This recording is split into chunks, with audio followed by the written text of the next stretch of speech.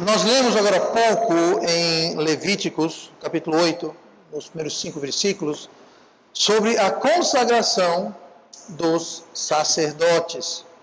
E eu quero hoje falar sobre o tema, a consagração de sacerdotes. Não dos sacerdotes, mas a consagração de sacerdotes. Você pergunta, pastor, o que tem isso a ver conosco? A resposta é que tem tudo a ver conosco. Lá em 1 Pedro, capítulo 2, versículo 9, a gente lê assim: mas vós sois a geração eleita, o sacerdócio real. Isso está falando sobre nós.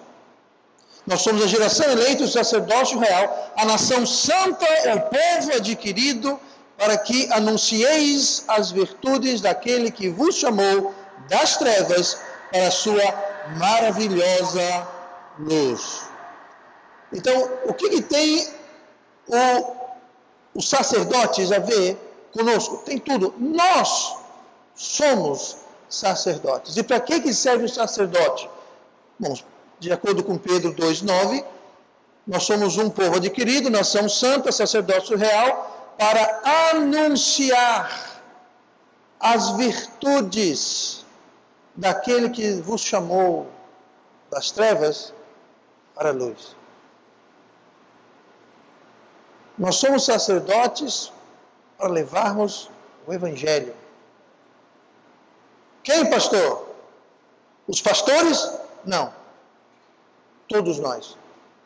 Ontem, 8 pessoas da Igreja Batista Metropolitana, nós saímos para fazer o quê? Para anunciar as virtudes daquele que nos chamou das trevas para a sua maravilhosa luz.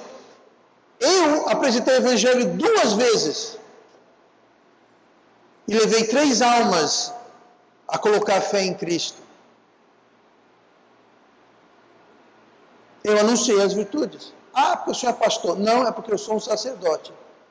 Assim como você é salvo, você é um sacerdote. Ah, mas eu não tenho curso. Não precisa ter curso.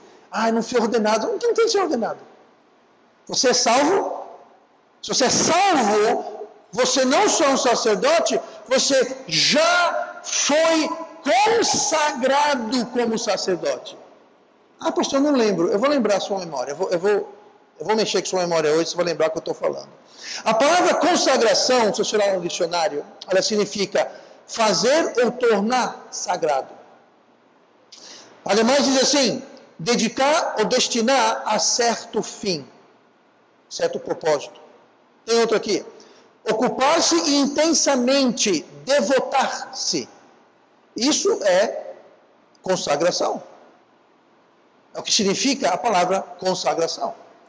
O Velho Testamento está cheio, repleto de simbologia e retratos para nós e de nós. Representam o nosso papel, representam processos, representam bênçãos que Deus tem para nós. E a consagração dos sacerdotes que nós lemos aqui é um retrato do que acontece com o crente no momento da salvação. Eu vou logo adiantando. A salvação, o momento que você ouviu o Evangelho, que você entendeu o Evangelho e você aceitou o Evangelho, aquele momento, e é um momento, é um instante, Jesus chamou aquilo de um novo nascimento.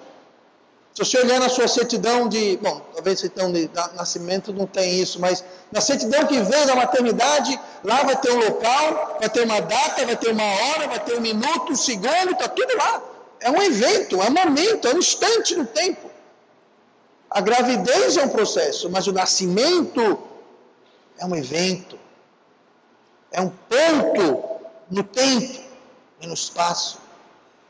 E naquele momento da sua salvação, aquele momento foi a sua consagração como sacerdote real, se tornou parte do povo adquirido, da nação santa, chamada para anunciar as virtudes daquele que nos tirou das trevas para a sua maravilhosa luz. Se você é salvo, se você foi salvo, você já é consagrado sacerdote. Eu vou mostrar para você isso a partir desse evento que nós lemos em Levítico, que é a consagração dos primeiros sacerdotes, os filhos de Arão, que se tornaram então os sacerdotes do povo de Deus e toda a sua trajetória. Infelizmente, nem sempre nessa trajetória, aqueles que foram consagrados sacerdotes do Deus Altíssimo foram fiéis ao seu chamado, foram fiéis à sua consagração, foram fiéis ao trabalho que lhes foi confiado. Se você olhar, por exemplo, no livro de Ezequiel, capítulo 22, é apenas um de vários exemplos, mas lá em Ezequiel 22, versículo 26, nós temos um exemplo de sacerdotes que negligenciaram, que fugiram do seu sacerdócio.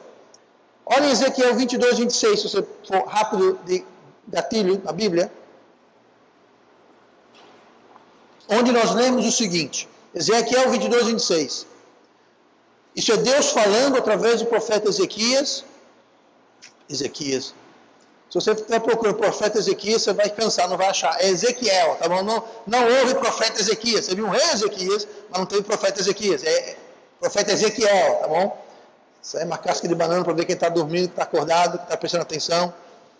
E Ezequiel 22, versículo 26 fala assim, mais uma vez, é Deus falando através do profeta Ezequiel, condenando, chamando atenção aos sacerdotes. Na realidade, eram os profetas, sacerdotes, mas aqui, no versículo 26, era especificamente aos sacerdotes, que é o tema de hoje. Diz assim, o versículo 26 de Ezequiel 22. Os seus sacerdotes violentam a minha lei e profanam as minhas coisas santas, não fazem diferença entre o santo e o profano, nem discernem o impuro do puro, e de meus sábados escondem os seus olhos, e assim sou profanado no meio deles. Cruz credo, quem fez tudo isso, pastor? Os sacerdotes. Sacerdotes que foram consagrados. Eles negligenciaram, negaram o seu chamado, negaram o seu dever e fizeram isso daí. Terrível, certamente. Mas como salvos, como crentes hoje, nós podemos e muitas vezes fazemos a mesma coisa. Nós negligenciamos a nossa consagração ao sacerdócio. Nós deixamos de lado o nosso sacerdócio, e veja bem, sacerdócio real. O que nós lemos aqui em Levíticos não tinha real, não havia nada ligado com nobreza ou realeza.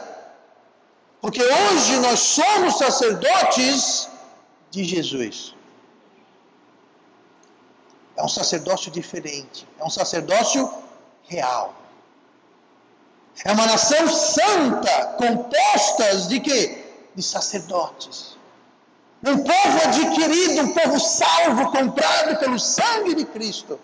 E muitas vezes fazemos a mesma coisa que esses sacerdotes que lemos em Ezequiel 22. Nós negligenciamos e negamos o nosso chamado e o nosso sacerdócio. Então eu quero hoje, a partir deste exemplo, ver a semelhança dos paralelos entre a consagração dos sacerdotes do Velho Testamento com a nossa salvação e o significado e o impacto que isso tem em nossas vidas e a responsabilidade e chamado que nós temos.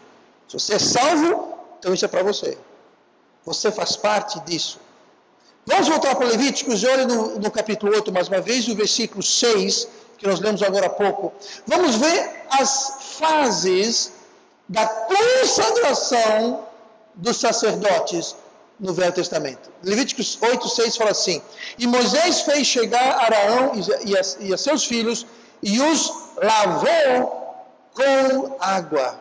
Primeira coisa, primeiro paralelo, semelhança, é que eles eram, como nós somos, eles eram lavados. Eles eram lavados com água. Nós somos lavados, sim, mas com o sangue de Cristo. Nós somos lavados. O sacerdote precisa ser lavado antes que possa ser usado. Lá em 1 Coríntios 6,11 diz assim: E é o que alguns têm sido, mas haveis sido lavados. Paulo escreve a crentes, falou: vocês foram lavados. Se sob o contexto ele está falando a pessoas salvas, a crentes que estavam de fato negando o seu sacerdócio, que não estavam fazendo semelhança entre o puro e o impuro, o profano e o santo. Eles estavam negligenciando o sacerdócio, por isso que ele fala, e o que alguns têm sido. Mas têm sido lavados, mas haveis sido santificados, mas haveis sido justificados em nome do Senhor Jesus e pelo Espírito do nosso Deus. Ele falou, olha, vocês aí que estão negando o seu sacerdócio, vocês têm sido lavados. E foi exatamente o que Moisés fez. Ele pegou os filhos de Arão e os lavou com água. Cristo nos lavou com o seu sangue. Nós somos lavados pelo sangue de Cristo. Hebreus 10, 22. Cheguemos-nos com verdadeiro coração e inteira certeza de fé, tendo os corações purificados da má consciência e o corpo lavado com água limpa. Gente, o livro de Hebreus foi escrito para quem? Para quem? Para os hebreus. Então, quando aqui ele fez alusão ao corpo lavado com água limpa, está fazendo uma referência direta aos sacerdotes. O que nós somos. Você é salvo, você antes de mais nada lavado pelo sangue de Cristo. E essa lavagem, essa purificação deve ser refletida em nossas vidas. Olhem para o versículo 13 de Levítico 8, que nós não lemos, vamos ler agora. Levítico 8, versículo 3. Continuando ainda todo esse processo, toda essa consagração, todo esse ritual de consagração. Versículo 13 fala assim: também Moisés fez chegar os filhos de Arão, e vestiu-lhes as túnicas, e cingiu-os com o cinto, e apertou-lhes as tiaras, como o Senhor ordenara a Moisés. Não só eles eram lavados, eles também recebiam vestes.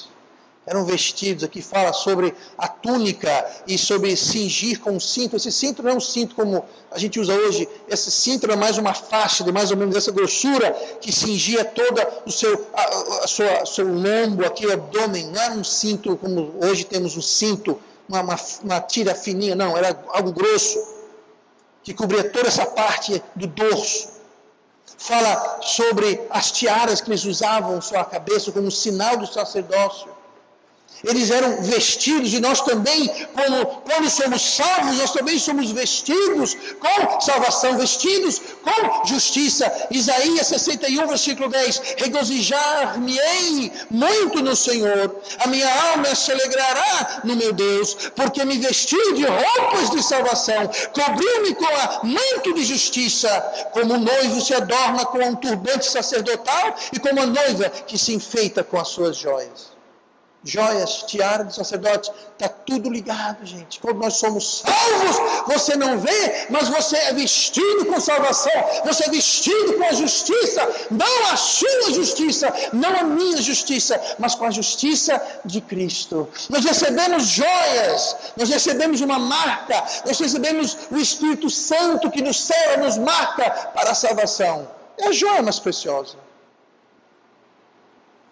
Romanos 13, versículo 14, o apóstolo Paulo fala: mas revesti-vos do Senhor Jesus Cristo, e não tenhais cuidado da carne em suas concupiscências. Note o termo revestir, vestir. Paulo está falando que devemos vestir a Cristo. Ele fala revestir. Vestir não sabemos o que é vestir. Revestir é vestir de novo. Você foi salvo, mas nós precisamos não ser ressalvo, mas precisamos constantemente revestir Cristo. Diga uma coisa, a roupa que você está usando há quanto tempo? Eu espero que não seja meses e semanas e anos. Pois é, você não troca de roupa? Eu espero que você troque de roupa. Você não lava a roupa e veste a roupa limpa? É isso que está falando. Revestir Cristo não está falando de ser salvo de novo.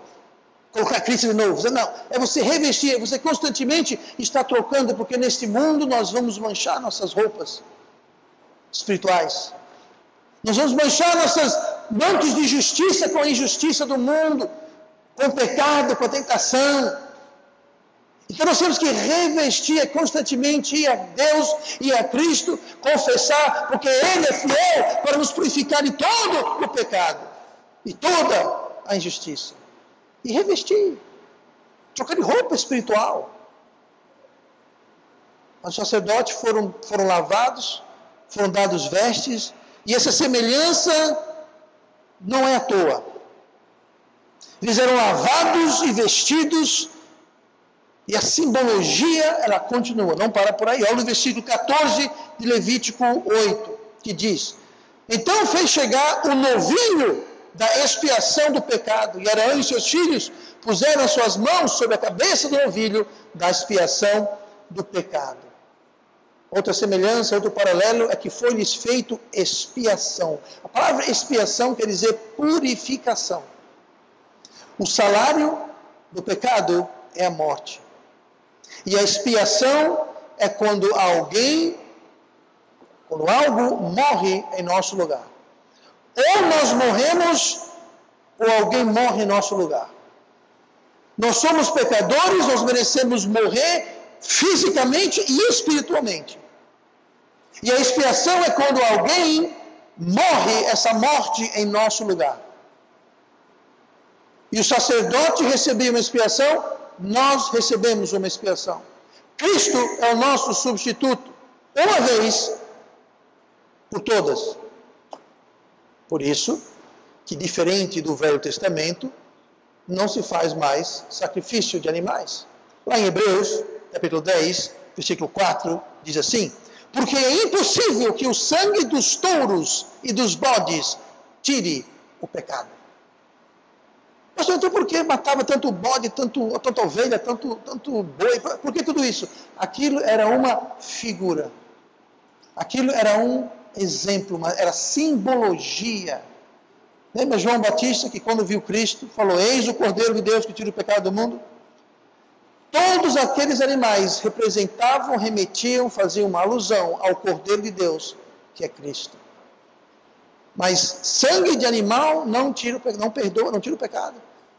Ele só cobre, ele só dá uma cobertura temporária. E os sacrifícios eram retratos de Cristo. Eu fiz referência agora há pouco a João 1, versículo 29. No dia seguinte, João viu a Jesus que vinha para ele e disse: eis o Cordeiro de Deus que tira o pecado do mundo. Note que nós lemos em Hebreus 10 que fala: é impossível que o sangue dos touros e dos bodes tire os pecados. Aí fala: o sangue de Cristo tira os pecados. O sangue de animais cobre o pecado. Cobre. Não tira, só cobre. O pecado está lá. Agora o sangue de Cristo tira. Foi feita expiação por nós e os nossos pecados foram tirados. Pastor, foram tirados de onde? Foram tirados de mim, de você. Foram tirados da nossa conta e colocadas na conta de Cristo. Ele é a nossa expiação. Ele é a nossa purificação. Quem é salvo é puro, não porque é santo, porque é bacana, porque é bonzinho, não. Quem é salvo é santo, é perfeito, é imaculado, porque ele foi expiado, ele foi purificado, porque todos os seus pecados, suas transgressões foram colocados em Cristo, que tira o pecado do mundo. Sangue de animal nenhum faz isso. Faziam isso antes de Cristo, como figura para cobrir os pecados, enquanto o Cordeiro, o Cristo, não vinha. Mas Cristo já veio, já deu o seu sangue, já tirou o pecado e tira o pecado de todo aquele que confiar no que ele fez. Olhem comigo mais uma vez para Levítico, no capítulo 8, no versículo 24, continuando o ritual, continuando aquele processo de consagração. E vocês já devem percebido que esse processo de consagração, ele é paralelo, ele é semelhante, idêntico em seus componentes, e que constitui a consagração, a nossa salvação. Tudo que estamos vendo que faz parte da consagração, são constituintes que fazem parte da nossa salvação. Porque a nossa salvação é a nossa consagração como sacerdotes reais de uma nação santa, um povo adquirido. Versículo 24, de Levíticos 8. Moisés também fez chegar aos filhos de Arão e pôs daquele sangue, que sangue? O sangue do novilho que foi morto, e pôs daquele sangue sobre a ponta da orelha direita deles, e sobre o polegar da sua mão direita, e sobre o polegar do seu pé direito, e Moisés espargiu o restante do sangue sobre o altar em redor. Você vê como Deus é preciso. Ele não falou, pega o sangue e joga aí de qualquer jeito, em qualquer lugar. Não. Ele falou, você vai colocar isso na orelha, no polegar, no dedão. E outra coisa, é no pé direito, é na orelha direita, é na mão direita. Provando sem dúvida que Deus é de direita. Ah, Deus não é de esquerda, Deus é de direita. Mas por que é o tema de hoje? Isso daqui representa o sangue. Deixa eu esclarecer uma coisa que é muito importante. O que nos salva não é o fato que Cristo derramou o sangue. O fato que Cristo derramou o seu sangue para nos salvar é importante, sem o qual não há salvação. Mas só o fato que ele morreu e derramou o seu sangue não salva ninguém. A Bíblia fala que Jesus que tira o pecado de quem? De onde? Do mundo. Se apenas a morte, se o mero derramamento de sangue de Cristo fosse o suficiente para salvar, então está todo mundo salvo. Mas não apenas o sangue foi derramado, não apenas o sacrifício é feito, não apenas o novilho foi morto, mas o seu sangue precisou ser o quê? Aplicado.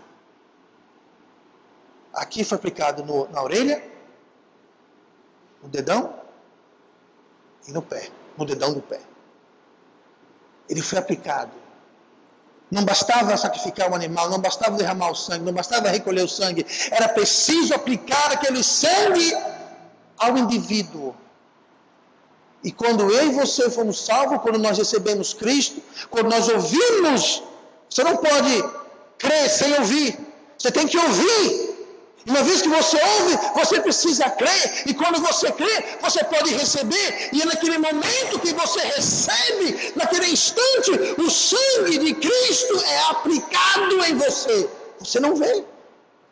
Mas espiritualmente o sangue de Cristo é aplicado em você. E então, o sangue aplicado tem eficácia. Vou dar outro exemplo. Festa da Páscoa, povo no Egito. A noite da grande fuga, celebrando a primeira Páscoa, onde um cordeiro de um ano, perfeito, macho, era morto, o seu sangue era feito o que com o sangue? Ele era aplicado na portal, nas ombreiras da porta. Ah, mas eu só matei e não apliquei. O primogênito vai morrer. Não era só matar o cordeiro, não era só colocar o sangue numa bacia. Não era apenas assar o cordeiro e comer com ervas amargas, e comer com o pão ázimo, em pé, com pressa. Não era só isso. O sangue precisava ser aplicado.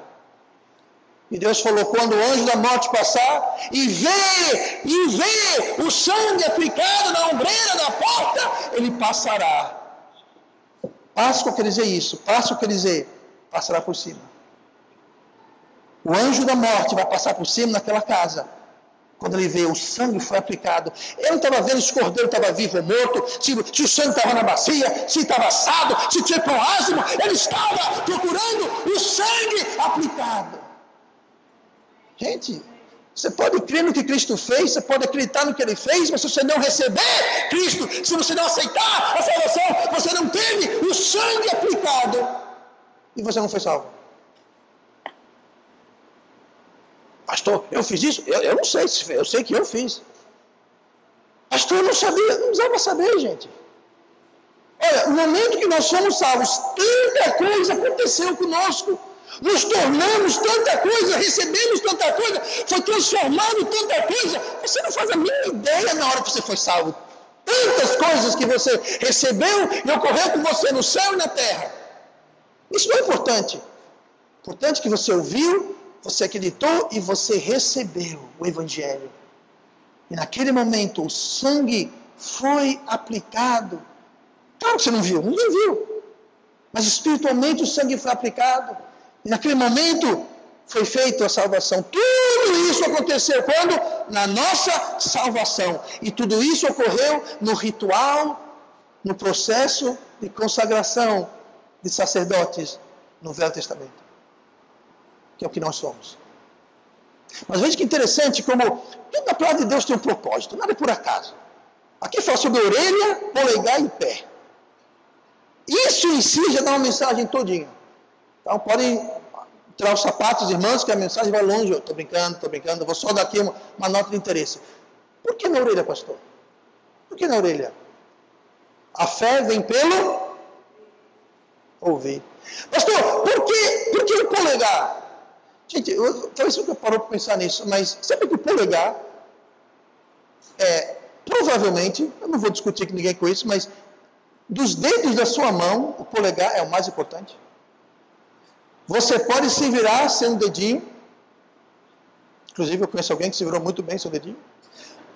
Sem qualquer um desses dedos, você pode se virar. Mas você perde o dedão, a coisa complica. Veja bem, você sabe, o dedão é importante. Então, aqui está falando sobre a mão. Gente, o Evangelho, você precisa o quê? Todo quanto me recebeu. Você recebe com o quê? Com a mão. Essa coisa do polegar está falando da mão, está falando sobre receber. Você pode ouvir. Mas você tem que o quê? Receber. É que eu acabei de falar. Você pode ouvir e saber. Você pode saber fatos relacionados à salvação. Você pode saber que você é um pecador. Você pode saber que Jesus morreu no seu lugar. Você pode saber que o salário da morte, o salário do pecado é morte. Você pode saber que existe o céu e o inferno. Você pode saber que Deus lhe ama. Você pode saber de um bocado de coisa que você ouviu. E você ouviu com fé. Mas se você só está sabendo, se você nunca recebeu. Gente, salvação não é você saber um monte de fato. Salvação é você receber. Você tem que ouvir? Tem. Porque você não vai receber se não ouvir. Porque para receber você tem que crer. Para crer você tem que ouvir. E ouvir é pela fé. A maioria, não todos, mas a maioria das pessoas que são levadas a Cristo aqui no Brasil, eles conhecem os fatos. Dificilmente eles vão chegar para alguém e falar, sabe o que é? É porque Deus, quem é Deus? Quem é Jesus?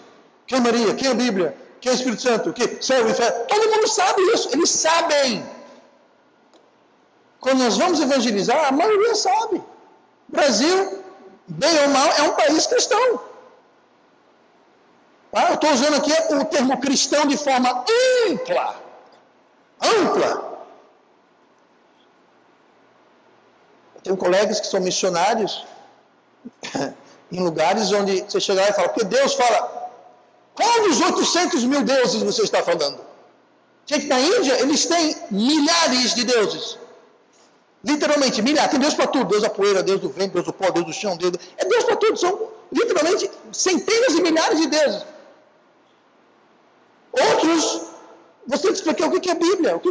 Você começa do zero. Aqui no Brasil, não. Aqui no Brasil, dificilmente você encontra alguém que não sabe quem é Deus, Jesus, Bíblia, céu, inferno. Está todo mundo sabendo disso.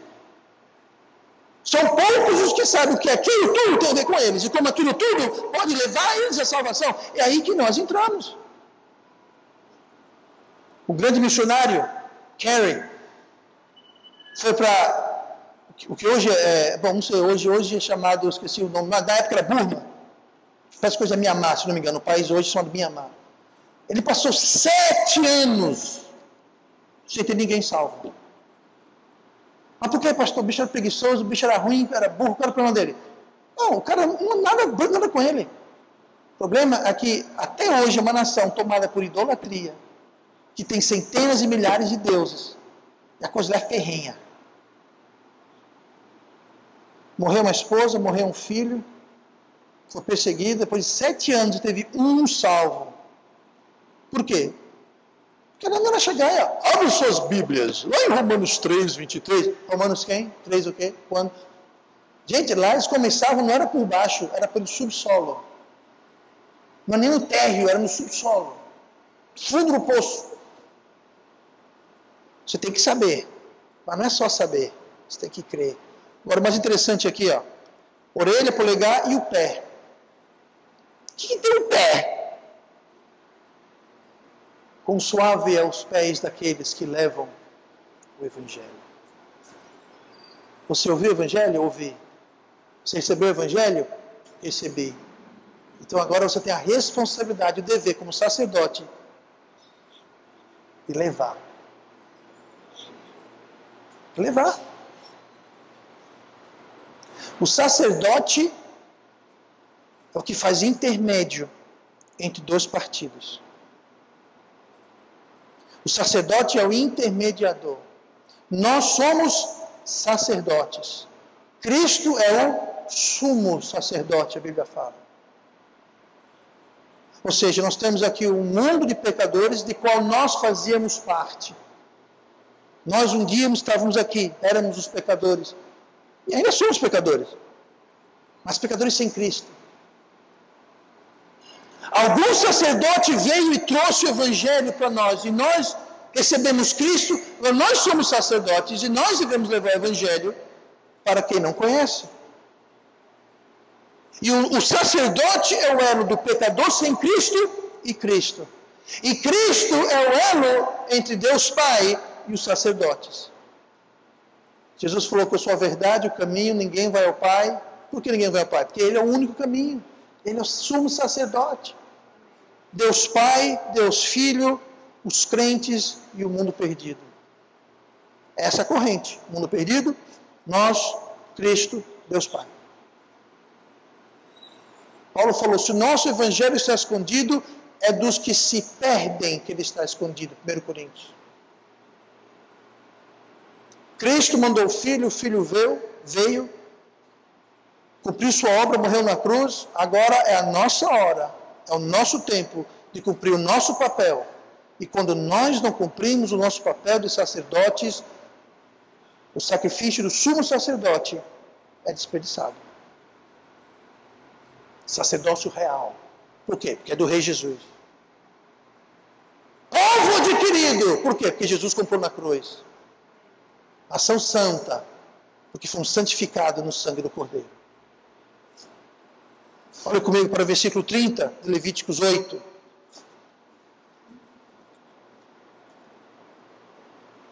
Em relação ao sangue que foi aplicado, nós temos que ouvir, receber e levar. A maioria fica no ouvir, não receber, levar. Isso é para o pastor fazer. Gente, eu saio para evangelizar, mas não é porque eu sou pastor, não. Eu saio para evangelizar porque eu sou crente. Eu sou pastor há uns 15, 16 anos. Eu sou crente há 29 anos. E há 29 anos que eu levo o evangelho. Não tem nada a ver com ser pastor. Eu levava o evangelho antes de ser pastor. Uma coisa não tem nada a ver com a outra. Versículo 30 de Levítico 8. Tomou Moisés também do azeite da unção e do sangue que estava sobre o altar e o espargiu sobre Arão e sobre as suas vestes e sobre os seus filhos e sobre as vestes de seus filhos com ele.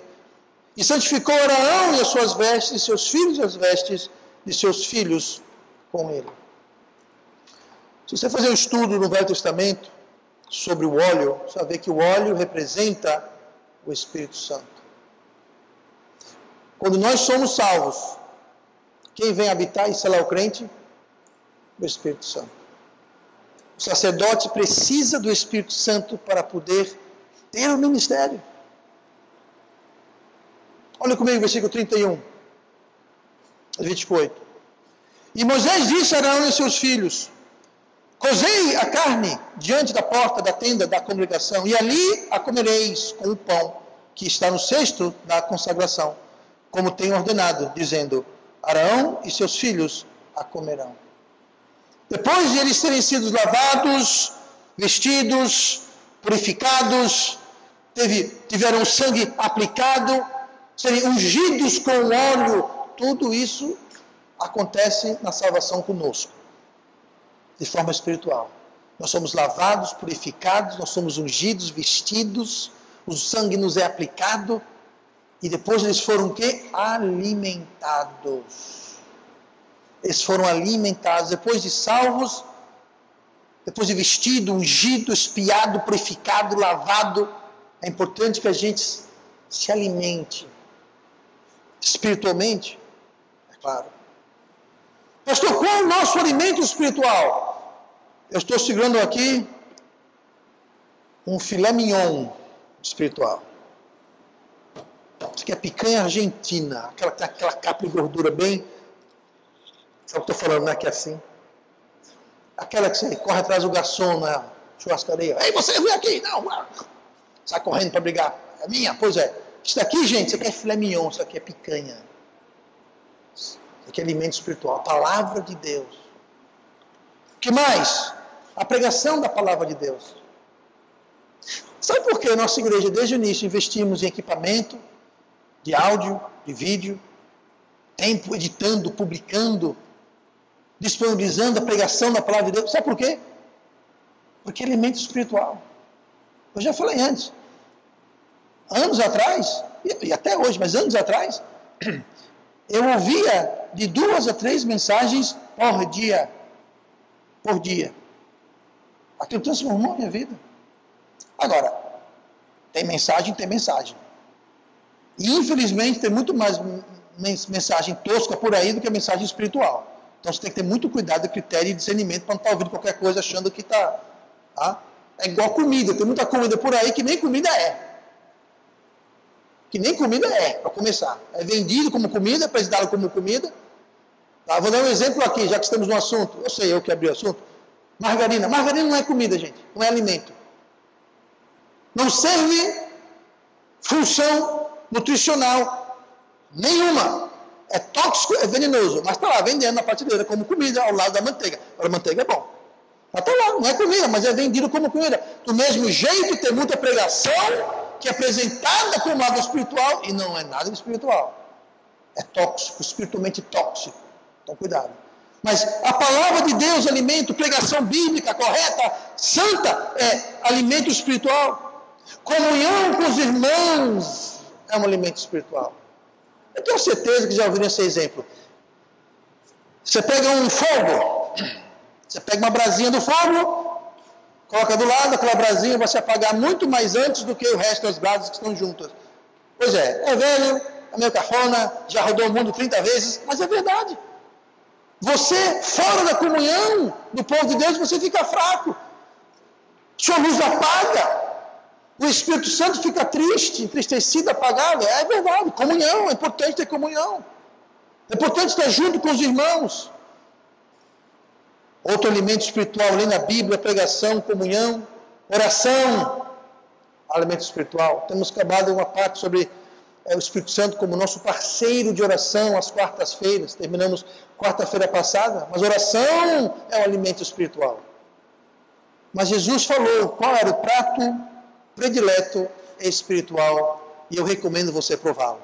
João 4,34 fala assim: Jesus disse-lhes: a minha comida é fazer a vontade daquele que me enviou e realizar a sua obra. João 4,34. Os discípulos, o contexto é o seguinte: aqui foi quando ele levou a Cristo aquela mulher samaritana no poço. Os discípulos foram para a cidade, foram para o supermercado comprar comida, comprar alimento. Ele ficou sozinho no poço, era meio-dia.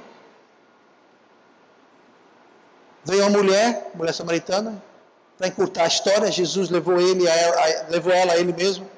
Jesus levou ela a Cristo, mas enfim, ela foi salva. Aí os discípulos voltaram então e viram Jesus todo tranquilo lá. Ele não estava morrendo de fome. Aí falou: você comeu alguma coisa? E não repartiu conosco, Jesus? Porque a gente teve que ir lá embaixo comprar se você tinha comida aqui. Ele falou assim: o meu alimento é fazer a vontade do meu Pai, daquele que me enviou, e fazer a sua obra. Esse é o meu alimento. Se você é crente e você não está fazendo a obra do Pai, se você não está cumprindo a vontade daquele que o enviou, você pode não perceber, você pode não saber, mas você está faminto, desnutrido espiritualmente. Você não está comendo direito espiritualmente. Ah, sabe o que é, pastor? Que eu não tenho vontade. Quando você está doente, diga uma coisa, quando você está doente, você tem apetite? Não. Quando a gente está doente, está com gripe, está com uma doença, a gente não tem fome. Só aí é uma dica. Se o corpo não está com fome, não dê comida. Você está doente? Quem sabe o corpo está querendo jejuar um pouquinho para se recuperar? Jejum pode ser algo medicinal, gente. Você dá um descanso para o corpo e o corpo se cura. E às vezes a gente está sem fome porque está doente. Agora, espiritualmente, é diferente. Quando nós estamos espiritualmente fracos, é porque nós não estamos comendo direito. Não é uma doença espiritual que nós temos, é desnutrição espiritual. Desnutrição espiritual. Você não está lendo a Bíblia, não está orando, não está tendo comunhão como você deveria. Você não está servindo Deus, não está fazendo a vontade do Pai. Isso tudo lhe dá uma tremenda fraqueza espiritual e você perde o apetite espiritual. E você fica fraco. E como toda alimentação tem que ser equilibrada. Não adianta você só ler, eu só vou ler a Bíblia, eu vou ler a Bíblia o dia inteiro. Gente, o que adianta você ler a Bíblia o dia inteiro se você não faz e faz a obra do Pai? E o que adianta você orar o dia inteiro se você não sai e faz a obra do Pai? Do que adianta você ter comunhão com os irmãos se aquilo não é traduzido em fazer a vontade do Pai? O que interessa é o que você faz. Mais uma vez, o que foi que Tiago escreveu? Fé sem o quê? Obras. Obras é fazer. Você pode ter a fé que for, se você não está fazendo nada, grande coisa. Você pode ler a Bíblia, orar, ter comunhão, mas se não está fazendo nada, está faltando. A minha comida é fazer a vontade do meu Pai e cumprir aquilo que me enviou. Última semelhança hoje, Levíticos 8, versículo 33. Também na porta da tenda da congregação não saireis por 7 dias, até o dia em que se cumprirem os dias da vossa consagração, porquanto por 7 dias ele vos consagrará. Depois de tudo isso, eles ficaram a sós com Deus por 7 dias. Não eram para sair daquele local, não era para ninguém entrar, eles iriam ficar lá, eles iam ficar a sós com Deus. Todo sacerdote precisa de um tempo em que ele fica a sós. Ele desliga a televisão, desliga o rádio, desliga o computador, desliga o telefone, desliga o tablet. Se separa do pai, da mãe, do esposo, da esposa, do filho e fica só. Por exemplo, você fazer 7 dias, não é? Está dizendo aqui é o princípio. Nós temos que ter um tempo em que nós passamos a sós com Deus. Em oração, em leitura da palavra. Não precisa passar horas e horas e horas e horas e horas, não. Eu digo mais, o que adianta passar horas e horas e horas e horas e horas e não faz nada? Não faz a vontade do Pai. Mas você, sacerdote real, você tem um tempo a sós com Deus. Porque aqui, a cereja, o ponto final, o resumo onde tudo se fechava, era que eles passavam 7 dias. Interessante que eram 7. 7 na Bíblia, o número de Deus, é o número da perfeição. 7 dias, eles ficavam reunidos com Deus na tenda da consagração. Ninguém entrava, ninguém saía, ninguém ia para canto nenhum, vocês ficam aí, a sós com Deus. Você fica pelo menos 7 minutos, já que estamos no tema de 7. 7 minutos por dia. Pastor, 7 e pouco. Concordo. Você fica 17 minutos? Ai, pai, já é demais. Não interessa o quanto, você fica a sós com Deus. Você tem um tempo de ficar a sós com Deus, porque todo sacerdote precisa de um tempo onde ele vai se reunir com aquele que ele representa, para saber qual a sua vontade, para poder representar em seu elo com a obra que ele tem a fazer. Tempos a sós com Deus. Todo sacerdote precisa isso. Tudo isso era preciso, tudo isso era necessário para que o sacerdote fosse consagrado, para que ele pudesse servir e ministrar. não sejamos nós negligentes, como muitos foram, que nós vimos lá em Ezequiel. Muitos sacerdotes foram negligentes e pagaram caro. Porque se você é salvo, sacerdote você já é. Já houve essa consagração. Já houve. Não tem que fazer mais nada. Não, pastor, eu não estou pronto. Está pronto. Você sabe? Está pronto. Você foi lavado, você foi ungido, você foi alimentado, você foi vestido. Está tudo. Você foi o ato da salvação. O evento da salvação. Aquilo foi a sua consagração, como nós acabamos de ver. A consagração no Velho Testamento é apenas um retrato, um símbolo da salvação e da consagração de nós, sacerdotes reais. Agora falta a gente sair e ser aquilo que Deus nos salvou para sermos, nos consagrou para sermos e fazermos. Agora é conosco. Não tem desculpa. Não tem nada mais importante. Não estou dizendo para você largar seu emprego, largar sua família. Não. Mas precisa haver uma parcela de tempo no seu dia, na sua semana, na sua vida, que é consagrada ao sacerdócio a qual você foi consagrado. Pode ser 1 hora, pode ser 2 horas, pode ser 3 horas, pode ser no sábado, seja o que for. Outra coisa, vir para a igreja não é sacerdócio. Vir para a igreja é você ser equipado, capacitado, ensinado, encorajado, energizado. O sacerdócio se cumpre lá fora. Na faculdade, no trabalho, na escola, nas ruas, nas praças, nas portas, nas cadeias, nas escolas. Sacerdócio é lá fora, não é aqui dentro não. Aqui dentro todos nós somos sacerdotes. Mas o sacerdócio é lá fora. É usar os pés para levar o evangelho que nós ouvimos e recebemos. Agora nossos pés devem nos levar. Amém? E vamos orar. Pai amado.